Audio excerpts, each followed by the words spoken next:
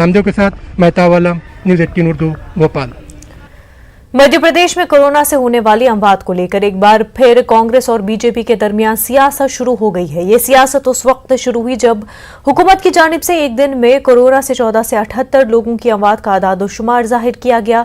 हुकूमत की जानिब से कोरोना से होने वाली अमवात को लेकर जारी किए गए ताज़ा आदाद-ओ-शुमार की बुनियाद बनाते हुए कांग्रेस ने शिवराज हुकूमत को तनकीद का निशाना बनाया। कांग्रेस तर्जुमान भूपेंद्र गुप्ता का कहना है कि हुकूमत के ताज़ा आदाद-ओ-शुमार ने कमलनाथ के दावों को सच साबित कर दिया है कि शिवराज सिंह हुकूमत कोरोना से होने वाली अमवात को छुपाने का काम कर रही है। वहीं बीजेपी ने कांग्रेस पर जवाबी हमला करते हुए कहा कि अगर हुकूमत को कोई बात छुपानी होती तो वह आदाद-ओ-शुमार को जाहिर ही नहीं करती। हुकूमत की नीयत साफ है और ये आदाद-ओ-शुमार रह गए थे जिन्हें बाद में पेश किया गया है। वाज़ेह है कि मध्य प्रदेश में कोरोना से अब तक 10,508 लोगों की मौत हो चुकी है।